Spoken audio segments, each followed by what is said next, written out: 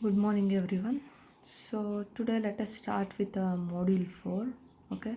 So, which is containing centroid of the plane figures, okay? So, now coming to the point, centroid of the plane figure. So, before that, let us know what is center of gravity, okay? So, center of gravity of a body is the point, okay? So, is the point through which the whole weight of the body is assumed to be concentrated, okay? So, the whole weight of the body is assumed to be concentrated. That point is called center of gravity. It is also represented by the letter G or CG, okay? So, or what you can call, so this is the point on which the body can be balanced, okay? By using this point, the whole body can be balanced. So what you can say, it is the point through which the weight of the body is assumed to be acted, okay? So this is usually denoted by G or CG, okay? Center of gravity or simply G, okay?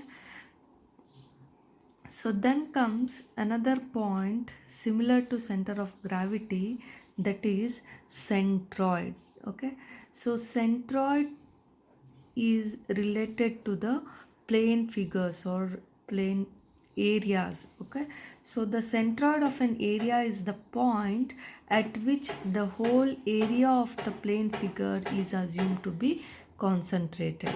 Center of gravity related to weight, okay? So here centroid of a plane figure of an area of a point at which the whole area of the figure is assumed to be concentrated, okay? So it is again represented by the letter CG or simply G, okay? The center and center of gravity are the same point, that is G, okay? Both are one and the same, okay? Then calculation of centroid means determination of x bar and y bar, okay? As you can see in this figure, so let G is the centroid of this figure, okay, or center of gravity of this figure, okay? So determination of distance of this centroid with reference to y-axis and with respect to x-axis, that is finding out x bar and y bar, is known as calculation of the centroid, okay? Then coming to the derivation part, or how you are going to determine the centroid of any plane figure, okay? So centroid of a plane figure by method of moments, okay? So for that, let us consider one plane figure, okay? So which is just a random figure. Let us consider one plane figure, okay, of total area A, okay? The total area of this plane figure is capital letter A, okay? And it is having a unit thickness. Let us assume that it is having a unit thickness, okay? Let G, capital letter G, be the centroid of this, be the centroid or center of gravity of the whole area with the coordinates x bar and y bar, okay? So now let us divide this whole area into number of small areas of a1, a2, a3 and a4. The dotted lines, I have divided the whole area into four small areas, a1, a2, a3 and a4, okay? So with the centroids, with the respective centroids, small g1, g2, g3 and also g4, okay? So they are the centroid of the small areas a1, a2, a3 and a4 respectively, okay?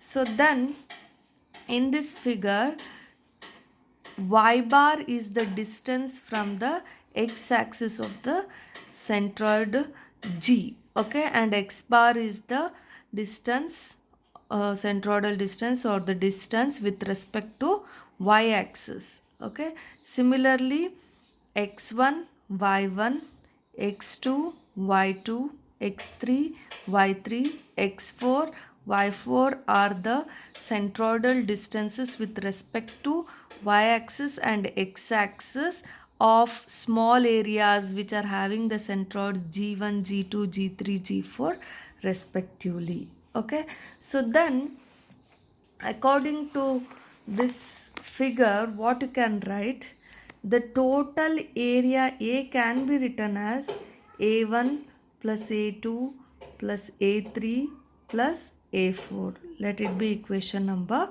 1. Okay, so because you have divided this area into small number of areas, if you sum them up, you will get the total area A.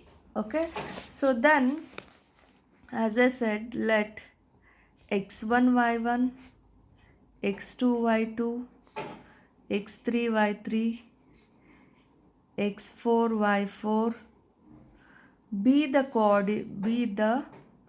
coordinates of a1, a2, a3 and a4 respectively. Okay, so then we know that what moment of a force is given as force into perpendicular distance. Okay, similarly, if you want moment of a area,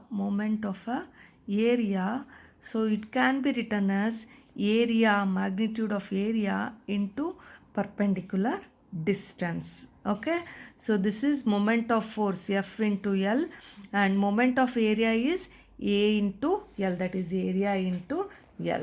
Okay, so therefore, as I have said that this centroid can be found out by method of moments. Okay, so here we are taking the moment of area. Here we are considering the moment of area. Okay, so therefore moment of total area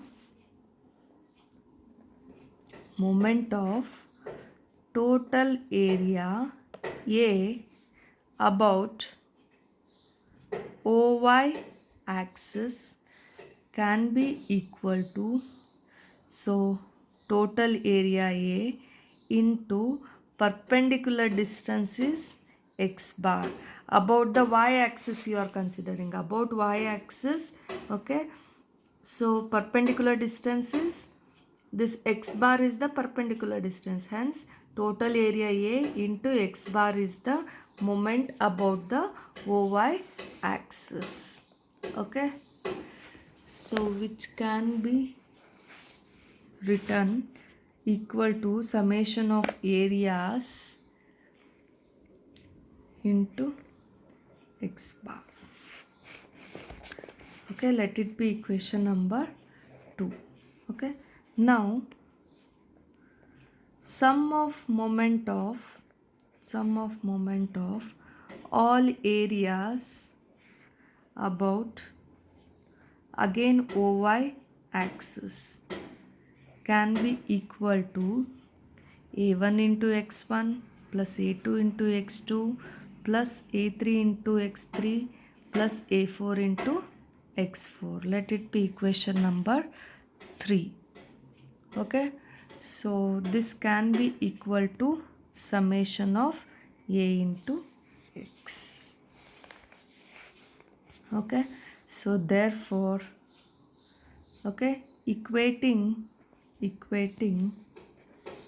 equation 2 and 3, we get what, summation of A into x bar is equal to summation of A into x. Okay, so therefore x bar can be equal to summation of A into x divided by summation of A. Okay, so